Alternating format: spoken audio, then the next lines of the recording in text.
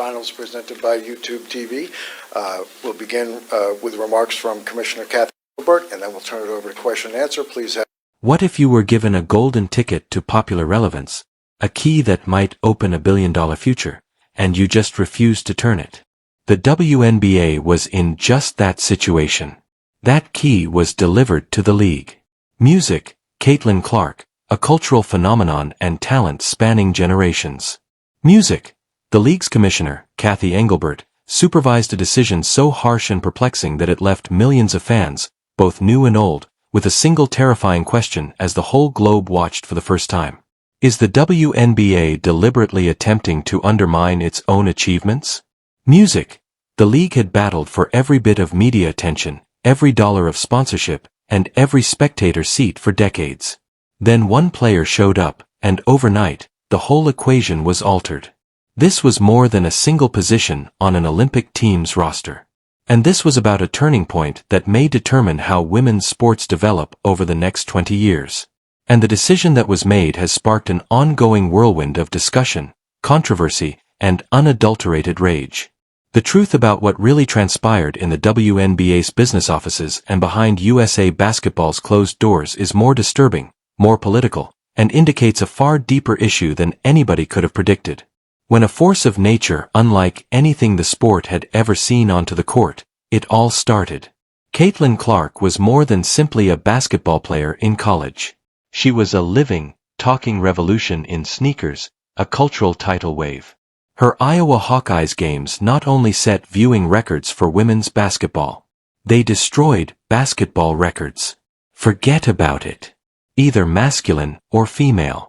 On the NCAA Women's Championship match in 2024, an astounding 24 million people saw her last thrilling collegiate performance, with an average of 18.9 million viewers. It was the most viewed basketball game of any sort in the United States in 5 long years, to put that figure in context. That year, more people watched it than the NBA Finals. More people were watching it than the World Series final games or the Masters final rounds. The American public's message was as loud and clear as a stadium buzzer. People want to see Caitlin Clark play basketball, not just basketball, song. And that very enthusiastic crowd followed her straight to the WNBA when she was unavoidably selected first overall by the historically struggling Indiana Fever. The league, which had struggled for 25 years to overcome the notion that it was a niche sport, was all of a sudden and mysteriously the most sought-after event in town. With an average of 2.1 million viewers, Clark's professional debut game on ESPN2 was the most viewed game in the league in more than 20 years. In order to accommodate the tens of thousands of spectators, teams used to playing in peaceful, mostly empty venues were rushing to shift their home games against the Fever to enormous NBA stadiums. Many of them were first-time WNBA fans who were eager to get a glimpse of her trademark logo three-pointers. Within an hour of the draft, fans sold out of her number 22 jersey. Not only was it a bestseller, but it outsold every player's jersey from every other club in the league put together. She was an economic stimulus package all by herself. The security concerns and logistical problems of transporting the most well-known female athlete in the world on commercial planes were so great that the league was forced to face the long-discussed topic of chartering private flights for teams. There was a true Caitlin Clark effect. It was the largest contribution the league had ever received, and it was measurable. However, although sponsors, fans, and TV networks were ecstatic about her presence, a very different and far more antagonistic mood was developing inside the league among the same players who stood to gain from her notoriety. The public was shown the red carpet, but behind the scenes, a harsh, even sadistic welcome was being painstakingly planned. It was brutally clear that Caitlin Clark was being targeted from the first possession of her first game. She was subjected to significantly more physical abuse than the usual rookie hazing or the welcome to the league moments that come with being a top overall selection. She was often elbowed, hip-checked, shoulder-checked, and knocked to the ground without a foul call from the referees, as if they were also a part of this unspoken test. It seems that the seasoned players in the league have silently agreed to try her, break her, and demonstrate that the WNBA is a different animal. A location where her fame from college was meaningless. However, One particular occurrence blew the lid off the whole thing and made the world aware of the unadulterated, unfiltered hatred that was being thrown at her.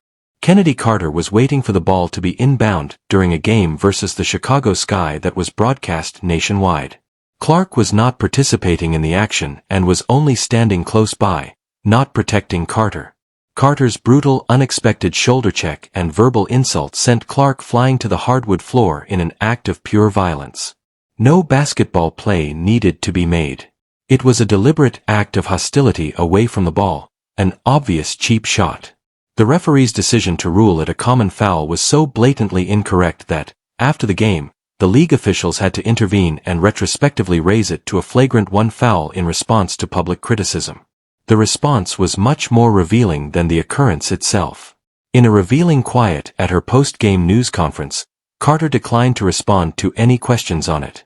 The fact that her teammate Angel Rhee, Clark's collegiate nemesis, was shown on tape jumping up from the bench and cheering the violent behavior was even more unsettling. It was more than simply a strong defense. This was a private matter. This was a message addressed not just to Caitlin Clark, but also to her millions of followers. This is not the place for your new favorite, the one you believe will rescue the league. This seething animosity on the court was just the outward manifestation of a far bigger and more significant struggle taking place behind closed doors. A struggle of power and ego that would result in a conclusion so unexpected that it would absolutely astound the sports world. A huge worldwide event was imminent as the tension on the court continued to escalate. For each great athlete competing on the Olympic stage for their nation, the 2024 Summer Olympics in Paris signify the ultimate accomplishment. A dream come true. And almost everyone thought that Caitlin Clark's presence on the squad was appropriate for a star of her extraordinary caliber. Marketers, media analysts, and fans as a given. The question was not if the announcement will be made, but rather when. For many years, Team USA women's basketball has dominated international competition as a contemporary dynasty. Music. It felt like the most natural and sensible decision to add the world's most popular and watched basketball player to its already stellar team. Although her renowned gravity-warping three-point range would be a deadly weapon against international zone defenses, the choice wasn't just based on her indisputable abilities. More significantly, it has to do with basketball's business and expansion. The Olympics would be a once-in-a-lifetime chance to present Caitlin Clark and the WNBA to billions of people worldwide. The Olympic broadcaster, NBC, had executives nearly swooning over the potential for viewership. You could almost see the Caitlin camera as a constant presence on screen, following her every step and attracting millions upon millions of casual viewers from all over the globe who had just heard rumors about this Iowa basketball sensation. Her participation wasn't simply anticipated. The business community saw it as a clear and essential strategic step for the long-term viability and expansion of the women's game. The conditions for her worldwide coronation in Paris were ideal. A moment song that would have transformed her from a national phenomenon into a genuine global icon, hence attracting hordes of new WNBA supporters. Or music, as everyone on Earth believed. Even though the news was released on a calm weekend morning, it had an enormous impact on the sports world. A thunderclap that reverberated over all social media and news networks. Caitlin Clark's name was missing from the 12-person roster for the U.S. Women's Olympic basketball squad that was obtained by reliable sources. Pure, undiluted incredulity was the first universal response, but it soon gave way to a tidal surge of fiery rage. How could the most influential and well-liked athlete in the whole sport be left at home by the selection committee? Whether it was business reasoning, basketball logic, or common sense, the choice appeared to contradict all logic. WNBA luminaries and seasoned professionals made up the squad that was selected. Players like Breanna Stewart, Brittany Gurrier, and the renowned Diana Taurasi.